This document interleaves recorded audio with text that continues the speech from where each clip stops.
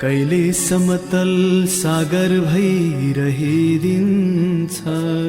कहिले छाल भई उर्लिदिन्छ, सम्हाल्नै गाह्रो भोजन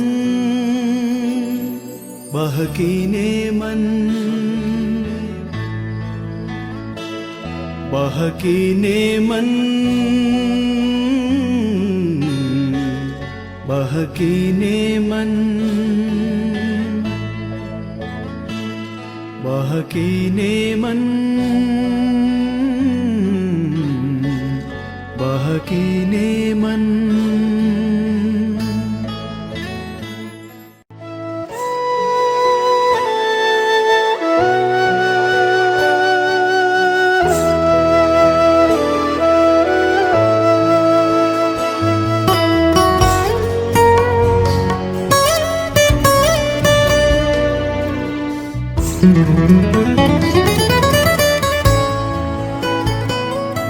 नमस्कार, कार्यक्रम बहकिने मनमा तपाईलाई स्वागत छ। म महावीर विश्वकर्मा, प्रविधिमा हुनुहुन्छ कुमार परियार।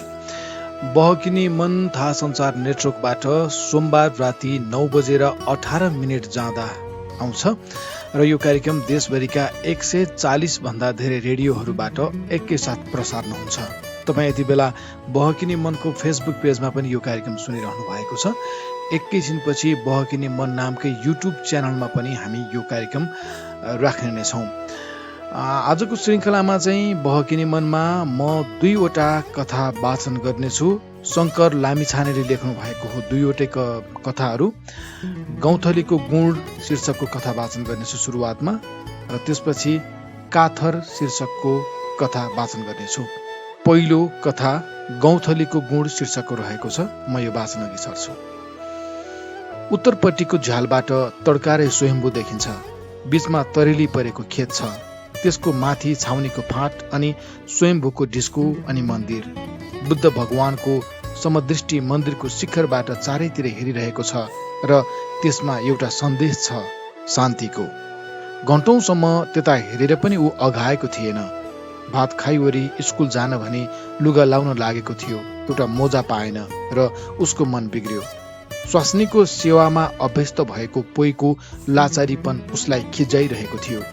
कोठामा चिजबिज छरिएका छन्, तर चाहिने वस्तु ठाउँमा कतै पनि छैन। यसरी एक तमासले दिक्क भएर ऊ त्यस झ्यालमा उभिएको थियो। उसको मन त्यस बेला अशान्त थियो र उसलाई रिस उठेको थियो। हावा ठप्प छ, छहारीमा बसे पनि कसो कसो गर्मी छ। चिटचिट पसिनाले टोकिरहेछ।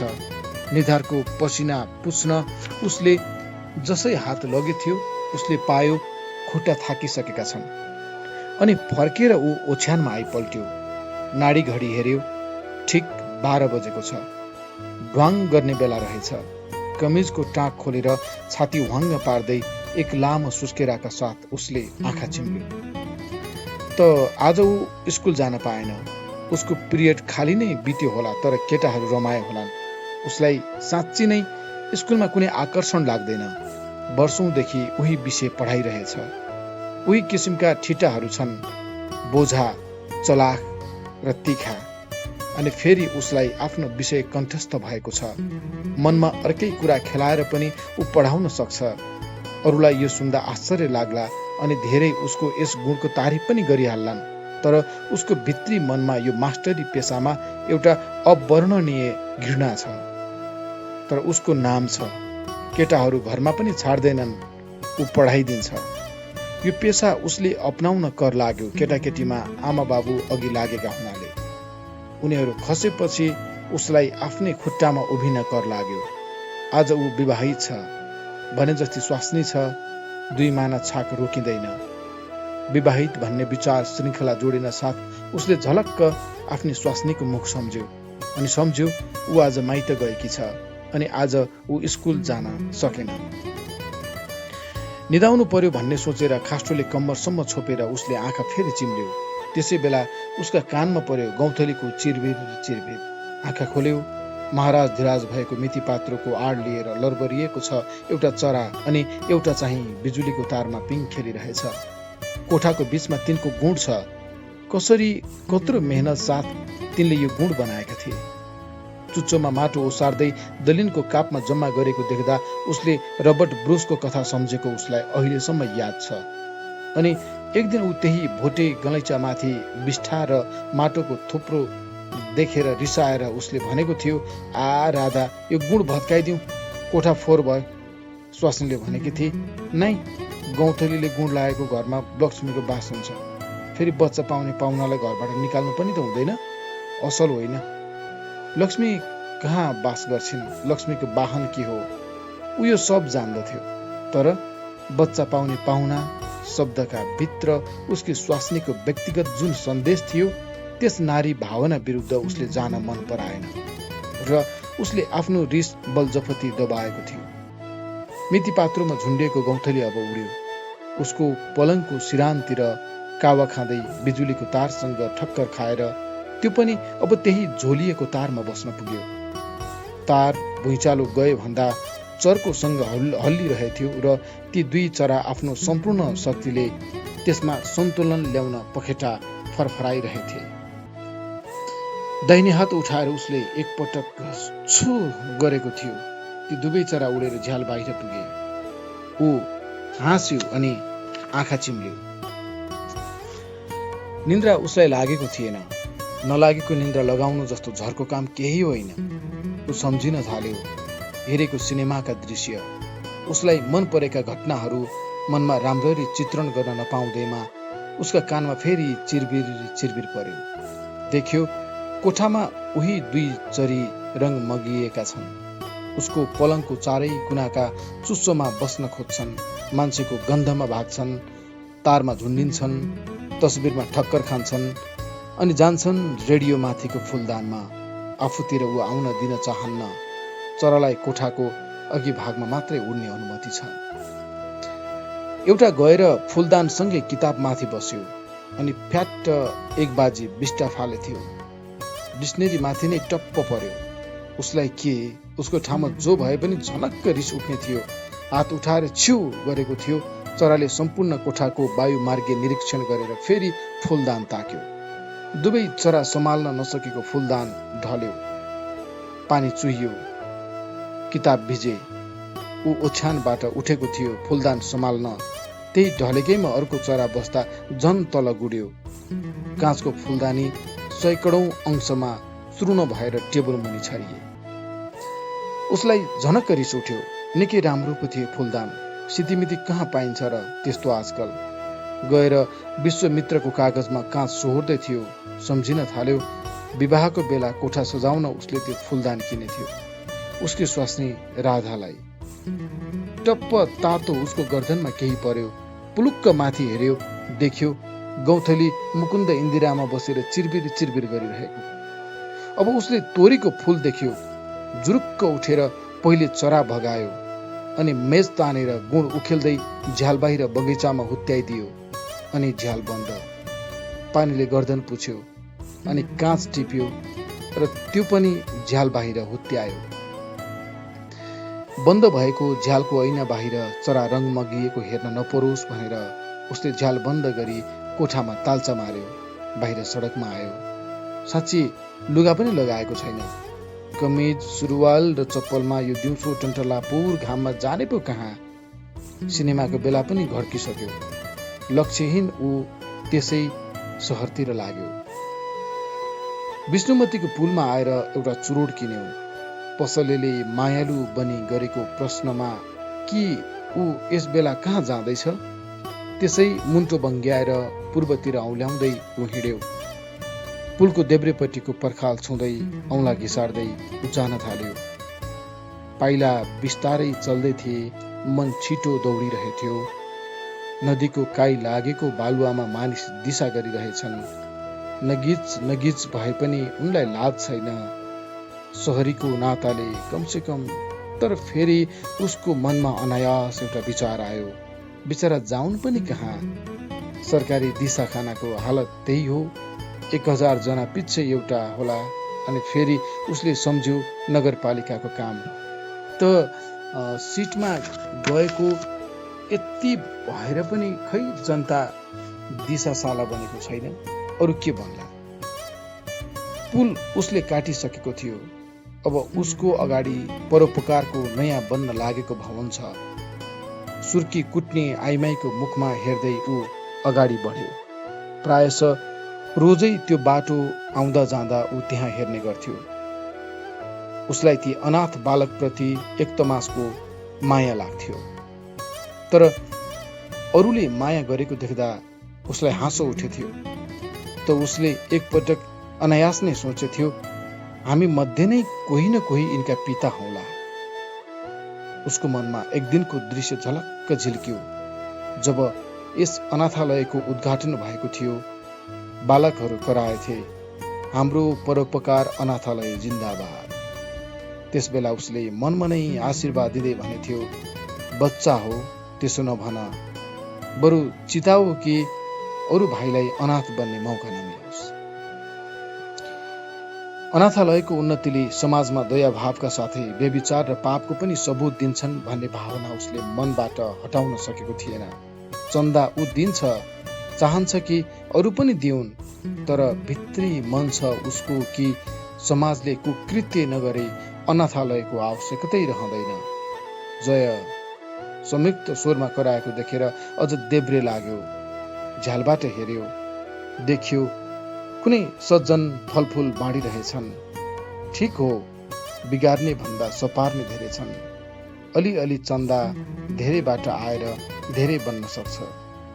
उसले दिएको चन्दा पनि कुनै बिरामीको पेटमा अथवा घरको एउटा इँट एउटा छेसको परोपकार पछाडिको ठूलो रुखबाट केही चरा एक्कासी कराए अनि भुर्र उडे। उसकै टाउको माथि रङ मगिएपछि उसले देख्यो ती गौँथली रहेछन्। उसलाई आफ्नो घरको सम्झना आयो अनि सम्झ्यो कसैको बनिसकेको घर भत्काएर ऊ दानी भई आफ्नो दानको मोलतोल गरिरहेथ्यो। छी, ऊ लगतै फर्क्यो। न घामले पोल्यो न दृश्यमा आँखा अल्झे। उसको मनमा बस गौँथलीको गुण नाचिरहेथ्यो र कानमा चराको चिरबिर। ऊ चिताइरहेथ्यो त्यो नभत्केको होस्। बारीमा पुगेर देख्यो फुलदानका काँचका टुक्राका साथै गुण फालिएको र त्यसमा चराका फुटेका 2 फूल। त्यसैमाथि कावा खाइरहेका गौँथली र तिनको एकनासी चिरबिर। उसका आँखामा आँसु छचल्किए। त्यसबेला बुझ्न सकिएन यो आँसु के को निम्ति थियो, फुलदान अथवा अनाथालय अथवा गौँथली अथवा तिनको गुण र बच्चा।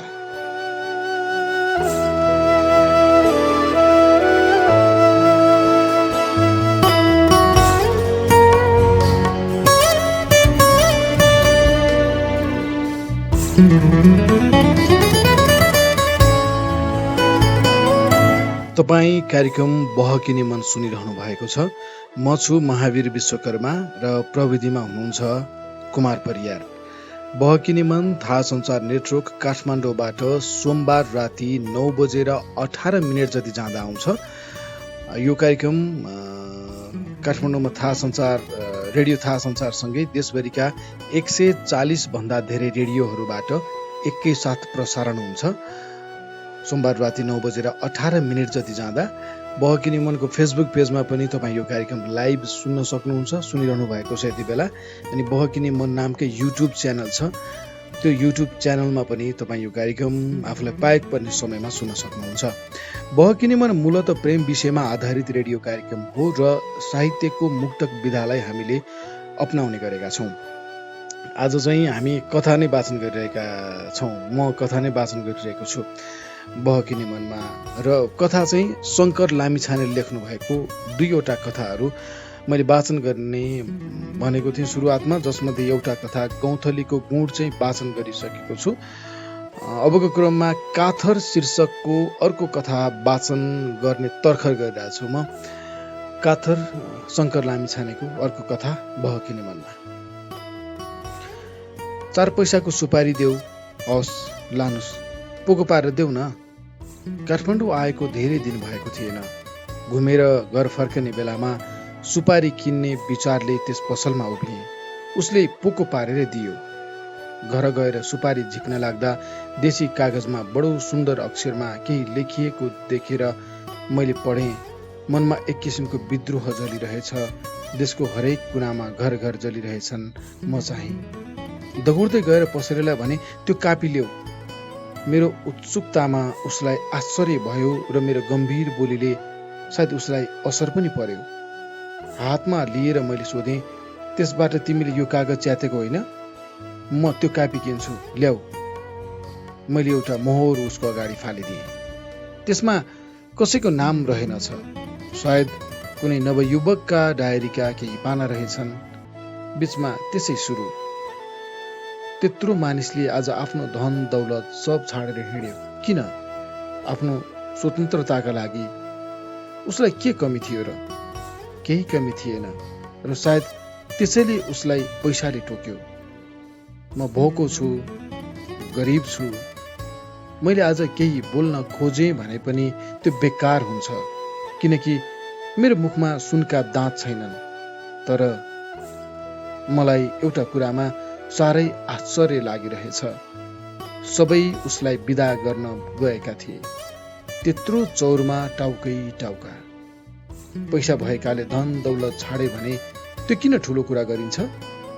हामीसँग त झन् कहिले पनि हुँदै हुँदैन, तै पनि हामी ठुला किन गनिँदैनौँ? उसको जय मनाउँथे सब। उसकै नारा थियो सबको मुखमा।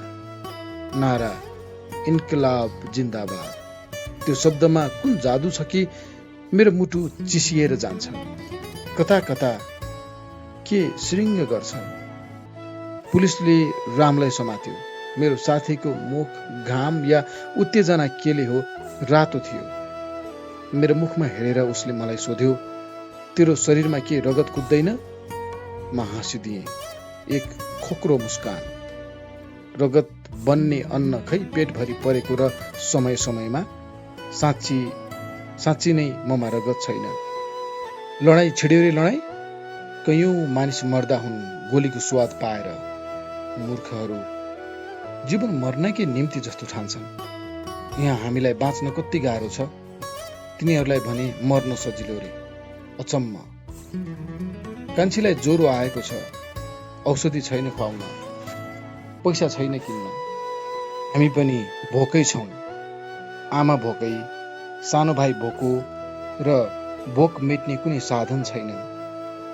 जीवन अड्याउन खानेकुरा छैन र तिनीहरू खान पाएर पनि मर्न तम्सिरहेछन्। किन? पैसा सापट माग्न भनेर हिँडे, तर को दिन्थ्यो? मानिस बीच विश्वास छैन। विश्वास पनि बिकिरहेछ। यही सब सोचेर हिँडिरहेथे। पछाडि एउटा मोटर आएछ। सुनिन, करायो ड्राइभर, ए बहिरो भइस। बहिरो? आँखा उठाएर हेरे। पाउडर, क्रिम र हिरामोतीले मुख र जिउ छोपेका पुतलीहरूमा आँखा पर्यो।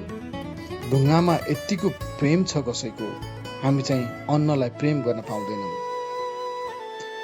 सिनेमातिर गएर मोटर अड्क्यो। हामी भोकै छौँ। घरमा कान्छी बिरामी छे, सानो भाइ रोइराखेको होला, आमा राम्रो आँखा देख्नुहुन्न। यो सबै नसुनेर नदेखेर फिल्म हेर्न जाने बहिराकी म बहिरो। यो सम्झिँदा जिउमा करोडौं सिउ रोपिन्छन्। मानौ कोही भन्छ चेत अझ चेत। ठिकै भन्थ्यो। मेरो शरीरमा रगत छैन, चेत्ने शक्ति पनि छैन। के चेत्ने, के कराउने? घर फर्केर आउँदा भाइले मेरो मुखतिर खुब आशाले हेर्यो। सायद केही ल्यायो भनेर होला, तर तलब आउँदैन। अझ 2-3 गते नभई र सायद माग्न सकिने पसल कुनै बाँकी छैन भन्न मुख बाउन खोजेथे, तर त्यो शक्ति भएन कि भाइसँग आँखा जुदाऊ। कत्रो कमजोरी। आज पनि जुलुस निस्क्यो। अस्ति नै जस्तो मलाई आज किन डर लागेन? म पनि नारा लगाउँदै पछि लागे, तर अरूको जस्तो स्वर मेरो किन ठुलो छैन? लाजले होइन, तर यस्तो लाग्छ कि कसैले मेरो घाँटीको प्वाल सानो पारिदियो। म चिच्याउन चाहन्थे, आवाज आउँदैन थियो। असन पुग्दा नपुग्दा मैले सम्झेँ हाकिमको घर त्यही छ। उसले देख्यो भने मेरो जागिर हिँड्छ। जागिर हिँड्यो भने अरू अगाडि सोच्नुभन्दा पहिले म छेडोपट्टि लागिसकेको थिएँ। बेसै भएछ। रानी पोखरीमा पुलिसले अश्रु ग्यास र लाठीचार्ज गरेछ। धेरैजना घाइते भएछन्। घाइते मध्ये मनी परेको भए आमा पिरै मर्नुहुन्थ्यो होला। बहिनीको के गति हुने थियो? अनि भाइ, उफ, मबाट देशको सेवा हुन सक्छ? अरू छँदैछन् नि। म एउटाले केही गरिन भने के होला र? अरू त्यत्तिका गर्ने छैनन् र? म आफ्नी आमालाई छाड्न सक्दिन। मेरा जहानलाई बकबकै मर्न म दिन्न। नुच्छेमान भन्ने मरेछ पुलिसको लाठी चार्जले रे। आज उसको जुलुस निस्केको थियो। हजारौं मानिस त्यसपछि लागेका थिए। झ्यालझ्यालबाट लावा र फूल बर्सेको थियो। मानिसहरू कसरी उसको पछि टोपी फुकालेर लम्केका। उसको जुलुसले मेरा आँखामा आँसु ल्यायो। मलाई रुन मन लाग्यो। ऊ मेरो कोही पनि होइन। जीवनमा मैले पहिले उसलाई देखेको पनि थिएन होला, तर पनि उसको मृत्युमा मेरा आँखा छचल्किए। मर्नु यसरी पो। आज घरमा मरेको भए को नुच्छे को मान। उसको लास पछि पछि जाँदा जाँदा मेरो शरीर भतभती पोल्न थाल्यो। उसको घर सम्झे। उसका पनि त जहान होलान्, उसको पनि त भाइ होला, उसका छोरी बहिनी पनि होलान्। तिनीहरू सबै रोइरहेका होलान्। म पनि त रुँदैछु। म उसको को हुँ? तैपनि मेरो आँखामा आँसु किन? अहिले यो लेख्दा लेख्दै मलाई मानौ नुच्छेमान भनिरहेछ। आइज देशको निम्ति गोली खानु जाति होइन र? निन्द्रा किन लाग्दैन? हिजो आज मलाई यो के भयो? आँखा चिम्ले निदाउन खोज्छु कि कोही मेरो कानमा भन्छ, काथर अझ चुप छस्? मनको यो भाव पन्छाउन खोज्छु। नुच्छेमानको जुलुस मेरा आँखामा पर्न आउँछ। अनि म सोच्छु, म मरे भने पनि यसरी बोकेर लैजानेछन् त मलाई पनि। तर मरे भने होइन, मारिए भने सायद त्यसै गरी मेरो जयनाद नेपालका गल्लीबाट उठ्नेछ। मानिसहरू त्यसरी नै टोपी फुकालेर मेरो पछि लम्कनेछन्। सबैका आँखामा आँसु, सबैका मुखमा मेरै नाम। तर मेरी आमा, भाइ, कान्छी, यिनीहरूको के गति हुनेछ? म के गरौँ? अझ मैले केही? यहाँतिर कागज च्यातिएको रहेछ अनि अर्कोमा बीचमा त्यसै सुरु थियो, तर अब त्यो छैन। मनभित्र एउटा बलियो पर्खाल मैले बनाइसकेँ। म एउटा नजन्मेको भए पनि आमाहरूको सायद काम रुक्ने थिएन होला। अनि आमाले किन नसोच्नु कि म जन्मिँदै जन्मिन? जहाँ बोल्ने, खाने, हेर्ने, बुझ्ने शक्ति छैन, त्यस देशको एउटा प्राणी रे म के मात्रै बाँचेको छु र? अब यसरी मरेर के बाँच्नु? बरु एकछिन भए पनि बाँचेर मर्छु। 24 वर्षको यत्रो जीवनमा हात र मुख जोड्न बाहेक मैले गर्न मात्रै के सकेर? हाम्रो तलब बढ्ने रे। केटाकेटीलाई पापा दिएर मुखमा बुझो लाउने जस्तै। लाखौं आज मरिरहेछन्, लाखौं आज जान्दैनन् उनीहरू किन गरिब छन्। केही दिन अगाडि म पनि त जान्दिनथे नि। उनीहरूलाई थाहा छैन कि देशको छरिएको पैसा कसरी बटुलिएर एक ठाउँमा सडिरहेछ। पत्थर र सुनमा अल्झिरहेछ, पाउडर क्रिमको धुलो र हिलोमा उडिरहेछ। मेरा सबै साथी आज जेलमा कुहिरहेछन् र म चाहिँ सेतो ब्याज लाएर सडकमा हिँड्ने। कसैले मेरो मुखमा गौर गरेर हेर्यो भने मेरो शिर निहुरिन्छ। ऊ के सोच्दो हो? एउटा मुर्दा सिँगारिएर हिँडिरहेछ भन्दो हो। साँच्ची हो, राम ठिकै भन्थ्यो, मेरो शरीरमा रगत छैन। तर अब म देखाउने छु कि शहीदहरूको रगत खेर गएको छैन। त्यो त सोहोरिँदै मेरो जिउमा थोपरिएको छ। मेरा वीर दाजुहरूको तातो रगत किन खेर जान्थ्यो? म अरूलाई देखाउने कि म मरेको छैन, बाँचेकै छु। मेरो मनमा एक किसिमको विद्रोह जलिरहेछ। ममा के छ र म मात्रै पछि रहिरहँ? आज जताततै आगो सल्किएको छ। देशका हरेक कुनामा घर घर सल्किरहेछन्। म पनि अब आफ्नो बल्ने रगतको होम दिन्छु यो अग्निलाई, यो आगो ननिभ्दै। भोलिपल्ट मैले पसलेलाई सोधेँ, हिजोको कापी कस कहाँबाट तिमीले ल्यायौ?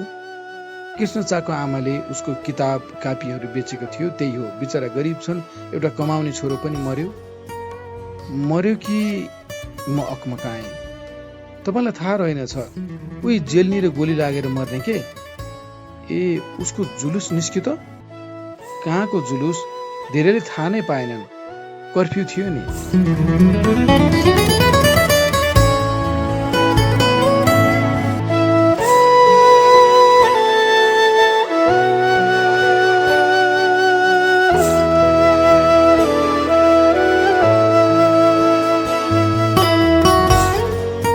बहकिने मनमा आज मैले दुईवटा कथा वाचन गरेँ। दुईवटै कथा शङ्कर लामिछानेले लेख्नु भएको कथाहरू थियो। गौँथलीको गुण पहिले वाचन गरेको थिएँ र पछि काथर शीर्षकको कथा वाचन गरेको थिएँ। बहकिने मनको आजको श्रृङ्खलाबाट चाहिँ अब छुट्टिनै पर्ने बेलामा आइसकेका छौँ। यतिन्जेल कार्यक्रम सँगै बस्नुभयो। तपाईँ सबैलाई धन्यवाद। यो बन्द कोठाभित्रको मेरो आवाज तपाईँसम्म पुर्याइदिनु हुने आत्मीय मित्र कुमार परियार प्रति कृतज्ञता व्यक्त गर्न चाहन्छु। बहकिने मन सोमबार राति 9:18 जति जाँदाखेरि थाहा संसार नेटवर्क काठमाडौँबाट प्रसारण हुन्छ। देशभरिका 140 भन्दा धेरै रेडियोहरूबाट तपाईँ एकैसाथ सुन्न सक्नुहुन्छ।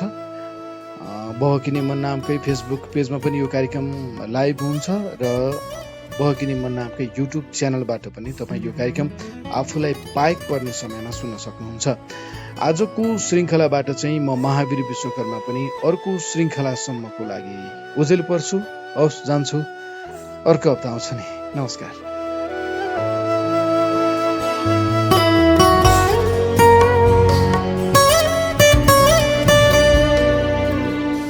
Thank you.